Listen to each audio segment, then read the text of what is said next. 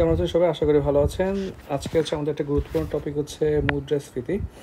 দেখেন, মুদ্রাস্ফীতি হচ্ছে আমাদের জন্য খুবই গুরুত্বপূর্ণ এবং এটা নিয়ে প্রচুর লেখালেখি হচ্ছে। এটা ভাইবা প্লাস যে কোনো রিটেনে চলে আসতে পারে। তাহলে মুদ্রাস্ফীতি দিয়ে আসুক বা মূল্যস্ফীতি একই জিনিস বোঝাচ্ছে। এটা বলতে কি বোঝায়? সাধারণভাবে হচ্ছে পণ্য এবং সেবার দাম বেড়ে যাওয়াটাই হচ্ছে আমাদের মুদ্রাস্ফীতি। যেমন ধরেন আগে আপনার মরিচের দাম ছিল ধরেন 20 টাকা 1 কেজি। এখন সেটা কালকে না পরশুর পেপারে দেখলাম 300 টাকা পর্যন্ত উঠে গেছে বা 400 টাকা পর্যন্ত উঠে গেছে। তাহলে দেখেন, আগে আপনি 20 টাকায় কিনতে পারতেন, এখন 400 টাকায় কিনা লাগতেছে। তখন আপনার এই যে 380 টাকা আপনার এক্সট্রা পেমেন্ট করা লাগতেছে। অর্থাৎ আপনি সমপরিমাণ পণ্যই পাচ্ছেন, কিন্তু আপনাকে 380 টাকা এক্সট্রা পেমেন্ট করা লাগতেছে। এটাই হচ্ছে মূল্যস্ফীতি। ওকে, দেখেন যে একটা দেশে সার্বিকভাবে পণ্যের মজুদ এবং মুদ্রার পরিমাণের একটা ভারসাম্য থাকা লাগে। যেমন ধরুন আমার আগে আপনার গোল্ড বেসড কারেন্সি ছিল। অর্থাৎ আপনি কতটুকু কারেন্সি আপনি ছাপাতে পারবেন বা রাখতে পারবেন সেটা ডিপেন্ড করতো আপনার কাছে কতটুকু গোল্ড আছে। এখন এটা হয় না। যাই হোক, দেখেন সাধারণভাবে মুদ্রাস্ফীতি যদি একটা দেশের জিডিপি প্রবৃদ্ধির চেয়ে কম থাকে তাহলে সে নেতিবাচক খুব একটা প্রভাব থাকে না।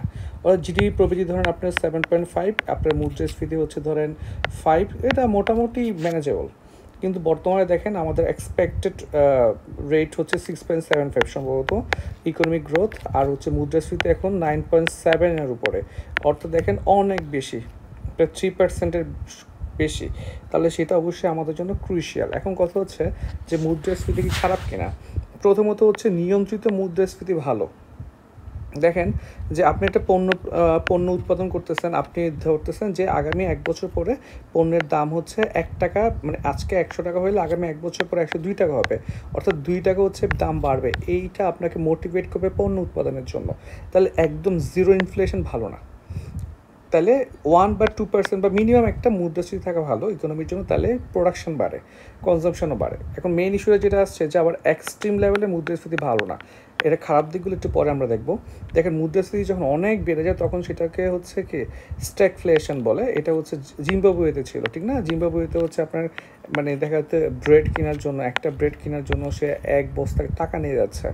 এবং তারা সম্প্রতি গোল্ড কয়েনও মনে হয় কি ইনিশিয়েট করছে, কারণ মুদ্রাস্ফীতি কন্ট্রোল করতে পারতেছে না। এখন মুদ্রাস্ফীতি কেন হয় এটা আমাদের জন্য ইম্পর্টেন্ট। তাহলে মুদ্রাস্ফীতি কী, কেন হয়, প্রভাব কী, কীভাবে নিয়ন্ত্রণ করা যায়, এই পোর্শনে কোশ্চেনগুলো হয়। তাহলে দেখেন এটা কেন হয়। প্রথমত প্রাকৃতিক দুর্যোগ এবং যুদ্ধের কারণে হতে পারে। দেখেন মুদ্রাস্ফীতি দাম বাড়ে, মুদ্রাস্ফীতি মানে দাম বাড়ে, এটা মাথায় রাখবেন। এখন মুদ্রাস্ফীতি ধরেন কখন একটা পণ্যের দাম বাড়ে। যেমন ধরেন আপনার ভুট্টা, ঠিক আছে, বা সবজি আসে আপনার কই থেকে, ইউক্রেন রাশিয়া থেকে, বা সার আসে রাশিয়া থেকে বা ইউক্রেন থেকে। এখন যুদ্ধের কারণে আপনি ইউক্রেন এবং রাশিয়া দিতে পারতেছে না প্রোডাক্টগুলো, তখন তো স্বাভাবিকভাবে দাম বেড়ে যাবে। ইন দ্য মিন টাইমে যখন আপনার দাম দিতে পারতেছে না, তখন মানে রাশিয়া ইউক্রেন দিতে পারতেছে না, তখন আদার সোর্সগুলো দাম বাড়ায় ফেলে। কারণ যখন চাহিদা বেড়ে যায় তখন দাম বাড়ায় ফেলে। ইন দ্য মিন টাইম আপনারা তখন দেখছেন ফুড সিকিউরিটি নিয়ে অনেক কথাবার্তা হচ্ছে, কারণ ফুড সিকিউরিটি এনশিওর করতে পারতেছে না দেশগুলো। আর যখন ফুড সিকিউরিটি এনশিওর করতে পারতেছে না তখন ফুড ডিপ্লোমেসি নিয়ে কাজ শুরু করছে। যেমন ধরেন বললাম, এবার পণ্য সেবার সরবরাহ। এবার যেমন দেখেন না আপনারা মাঝে মধ্যে বাংলাদেশে এটা হয় যে মজুত করে রাখে, এবং মজুত করে রাখার কারণে দাম বেড়ে যায়, দাম বাড়লে আস্তে আস্তে ছাড়ে। পেঁয়াজে এই কাজ করছে, তারপর আপনার রোজায় তো প্রতিবারই করে, তেলে এই কাজ করে, গভর্নমেন্ট কয়েকদিন পর রেট দেওয়া লাগে। তাহলে সরবরাহ নিয়ন্ত্রণ করার মাধ্যমে দাম বাড়ানো যায়। এরপর মুদ্রানীতি। মুদ্রানীতি কি, সরকার বলতে এখানে বাংলাদেশ ব্যাংকে মানে সেন্ট্রাল ব্যাংকে বোঝানো হয়, যে সেন্ট্রাল ব্যাংক মুদ্রানীতি প্রণয়ন করে, তার দিক সারাদিন টাকা ছাপায়। যেমন কয়েকদিন আগে নিউজ হচ্ছিল যে এত মুদ্রাস্ফীতি তাও টাকা ছাপায় যাচ্ছে বাংলাদেশ ব্যাংক। তাহলে তো মানুষের কাছে বেশি টাকা যাবে, সো মানুষ কি ওই টাকার মূল্য কমতে থাকবে। এরপর রাজস্ব নীতি প্রণয়ন করে সরকার। দেখেন উন্নয়নমূলক প্রকল্প বেশি নিলে, যেমন ধরুন বাংলাদেশ এখন মেগা প্রজেক্ট চলতেছে অনেকগুলো, ঠিক না?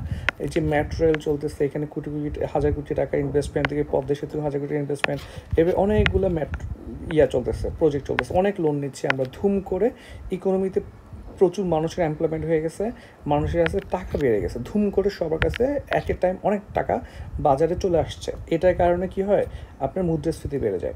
আবার দেখেন আবার এই কাজগুলো চুক্তিভিত্তিক নিয়োগ, ঠিক না? পদ্মা সেতু যে বানানো শেষ হলে তো ওইখানে মানুষগুলো কী হবে না, আর ওইখানে মানুষগুলো যেগুলো শ্রমিক নিচ্ছে তারা তো আর বেতন দেবে না, কারণ কাজ তো শেষ, ওরা বেকার হয়ে যাবে, মৌসুমি শ্রমিকরা।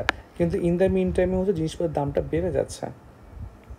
এরপর সুদের হার যদি বেশি হয় তো মানুষের টাকা বেশি আসবে। তারপর হচ্ছে এখানে আবার সুদের হারে পার্থক্য আছে, অনেকে প্যাচকার করেন। একটা হচ্ছে ব্যাংক আপনাকে সুদের হার দেয় আপনার টাকা ডিপোজিট রাখলে সেটাই। আরেকটা হচ্ছে যদি আপনার ব্যাংক আপনার থেকে নেয়, যদি আপনি ব্যাংক থেকে লোন নেন, দুই ক্যাটাগরির সুদ ইন্টারেস্ট আছে, মানুষ হচ্ছে এখানে প্যাচ করে ফেলে। ইন্টারেস্ট দুই ক্যাটাগরি, ঠিক আছে? এখন দেখেন ব্যাংক হচ্ছে ইন্টারেস্টটা কমায় ফেলছে, ধরেন 2% ইন্টারেস্ট রেট আছে। এখন আপনি কি ব্যাংকে টাকা রাখবেন? ধরো 1 বছর পরে 1-2 টাকা পেমেন্ট লাভ কি, তাহলে টাকা খরচ কর। তাহলে সুদের হার যদি কমায় ফেলে মানুষ টাকা রাখতে চায় না, জমার ক্ষেত্রে আর কি, ঠিক আছে? আবার দেখেন, আবার যদি সুদের হার 10% করে দেয় তখন মানুষ বেশি জমা রাখবে। আবার উল্টা যেই সুদের টাকা আমাদের লোনের পারপাসে দেওয়া লাগে সেটা আবার উল্টা কাজ করে। যদি আপনি ব্যাংক থেকে লোন নেন, যদি ব্যাংক চার্জ করে মাত্র 1% সুদের হার, তখন আপনি অনেক টাকা লোন নেবেন, তখন আপনি বাজারে টাকা বেশি ঢুকবে। আর ব্যাংক যদি সুদের হারটা 10% করে দেয়, তখন মানুষ লোন কম নেবে, মানুষের কাছে টাকা কম যাবে। বুঝছেন ব্যাপারটা? এটা কিন্তু অনেক ক্রিটিক্যাল সুদের হারটা। সুদের দুই ক্যাটাগরি হার আছে। এবার ভর্তুকি, গভর্নমেন্ট বেশি ভর্তুকি দিলে মানুষের টাকা, যেমন ধরুন হচ্ছে মানুষ কম টাকা হচ্ছে, আচ্ছা ভর্তুকিটা ইম্পর্টেন্ট। যেমন এখন আইএমএফ হচ্ছে কি ভর্তুকি দিতে মানা করছে। আইএমএফ ভর্তুকি দিতে মানা করার কারণে হচ্ছে দেখা গেছে অনেক কিছুর দাম বাড়ানো লাগছে, বিদ্যুতের দাম বাড়ানো লাগতেছে। এরপর মজুরি, এগুলো বুঝতে পারতেছেন, এটা পদ্মা সেতুতে বুঝিয়ে ফেলছে আপনাদেরকে। এখন দেখেন এটার প্রভাব কী পড়ে। প্রথমে জীবনযাত্রার মান হ্রাস পায়। যেমন ধরেন এখন আপনি ধরেন 1 কেজি মরিচ কিনতেন, এখন আপনি 400 টাকার হওয়ার পরে মরিচ কিনলেন হচ্ছে আপনার 200-250 গ্রাম, ঠিক আছে? কিংবা আগে একটা ডিমের দাম ছিল 5 টাকা, সো 3টা ডিম খাইতো আপনার ফ্যামিলি, এখন ডিমের দাম 13 টাকা হওয়ার কারণে আপনার ফ্যামিলি 1টা ডিম খাচ্ছে। এইভাবে শুধু ডিম দিয়ে বোঝাচ্ছে, এভাবে আপনার জামা কাপড় সব কিছু ডিক্রিজ করা শুরু করে। স্থির এবং পরিবর্তনশীল আয় ঝামেলা হয়ে যায়। স্থির আয় মানে হচ্ছে স্যালারি, পরিবর্তনশীল আয় হচ্ছে যেটা হচ্ছে প্রতি নেগোশিয়েট করার জন্য খালি ওয়েজকে বোঝায় আর কি, মোস্টলি আর কি, ঠিক আছে? এরপর ঋণ গ্রহীতারা লাভবান হয় কীরকম দেখি। ধরুন হচ্ছে আপনি 100 টাকা লোন নিলেন, ঠিক আছে?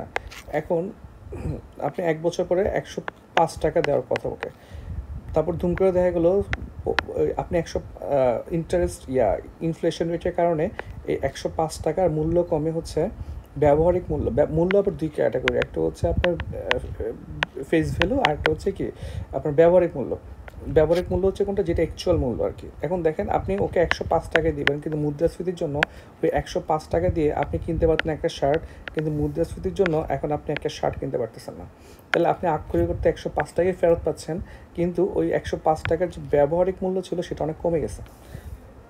তাহলে আমদানি রপ্তানি তো বুঝতেই পারতেছেন, কিন্তু প্রচুর আলোচনা হচ্ছে যে এখানে একটা মজার ব্যাপার আছে। দেখেন আমদানি খরচ বেড়ে যায় মুদ্রাস্ফীতি হলে, তো রপ্তানি বেড়ে যায় কীভাবে দেখেন আগে $1 যদি আপনি রপ্তানি করতেন তখন আপনি পাইতেন হচ্ছে 80 টাকা, এখন আপনি $1 রপ্তানি করলে পাবেন 117 টাকা। তাহলে এটা হচ্ছে কি এক্সপোর্ট বাড়ে, কিন্তু বাংলাদেশে বাড়বে না কেন? দেখেন বাংলাদেশে এক্সপোর্ট পণ্য হচ্ছে কোনগুলো? এক্সপোর্ট প্রোডাক্ট হচ্ছে সবচেয়ে বেশি হচ্ছে কি গার্মেন্টস পণ্য।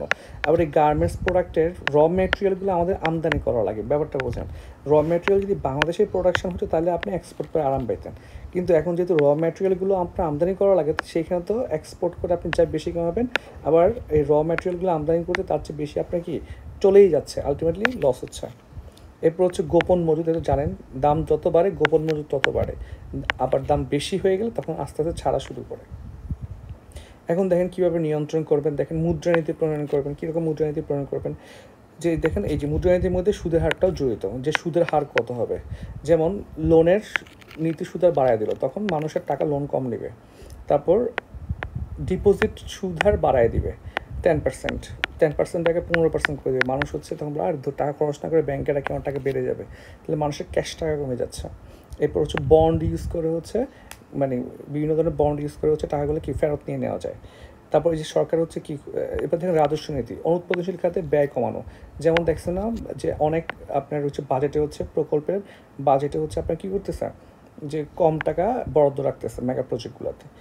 এরপর সরবরাহ বৃদ্ধি, তাহলে আপনি দেখেন যে এটা কিন্তু গভর্নমেন্ট করে অলরেডি। যেমন পেঁয়াজের দাম বেড়ে গেলে সরকার কী করে, ভারত থেকে পেঁয়াজ আমদানি করে সরবরাহ বাড়ায়।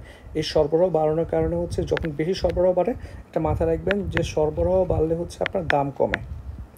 ওকে, এটা মাথায় রাখবেন। এরপর হচ্ছে অবকাঠামোমূলক উন্নয়ন, অর্থাৎ দেখেন এই যে ম্যাঙ্গো ট্রেন, যেমন ধরুন হচ্ছে আপনি হচ্ছে আম উৎপাদন করেন, ঠিক আছে, ঢাকা থেকে রাজশাহী থেকে চিটংয়ে আম আসতে হচ্ছে লাগে ধরেন বাসে আসতে 2 দিন টাইম লাগে সাপোজ, জ্যাম ট্যাম সহ, 2 দিনে অর্ধেক আম নষ্ট হয়ে যায়। তখন আমের দাম বেড়ে যাবে না? কারণ আপনি নষ্ট আমের টাকাও তো কাস্টমার থেকেই নেবেন। সরকার কী করলো, ম্যাঙ্গো ট্রেন দিল, যে ট্রেন দিয়ে এখন 2 দিনের জায়গায় আপনার 10 ঘন্টাতে আম চলে আসবে, তাও নষ্ট হবে না। তখন তো দাম আর বাড়ে না, খরচও কমে যায়। তারপর ধরুন হচ্ছে আগে রাস্তাঘাট থেকে ভাঙা অনেক টাইম লাগে, এখন রাস্তাঘাট ঠিক আছে 5 মিনিটে চলে যান। যেমন এটা আপনি দেখবেন এই যে পদ্মা সেতু হওয়ার পরে, পদ্মা সেতু হওয়ার আগে ওই অনেক টাকা খরচ করা লাগতো ওদেরকে একটা সেবা পাওয়ার জন্য, এখন ধুম করে পদ্মা সেতু দিয়ে চলে যাচ্ছে। দুর্নীতি, যেমন মানুষের কাছে টাকা বেশি থাকলে কী হয়, দুর্নীতি করে, দুর্নীতি করলে আবার বেশি টাকা ঢোকে। তাহলে আপনি যখন দুর্নীতি দমন করবেন, মানুষের কাছে অল্টারনেটিভ টাকা থাকবেও না, তখন মানুষ খরচও করতে পারবে না, ঠিক আছে। তাহলে এই হচ্ছে আমাদের মুদ্রাস্ফীতি। তাহলে কী বললাম, প্রথমে মুদ্রাস্ফীতি কাকে বলে একটা উদাহরণ দেখলাম আমরা, এরপরে হচ্ছে আমরা দেখলাম কেন হয়, এরপরে দেখলাম হচ্ছে আমরা প্রভাব কী এবং নিয়ন্ত্রণ উপায়, কীভাবে নিয়ন্ত্রণ করা যায়। আশা করি ব্যাপারটা অনেক ক্লিয়ার হয়েছে, তাও জানাবেন। ধন্যবাদ সবাই।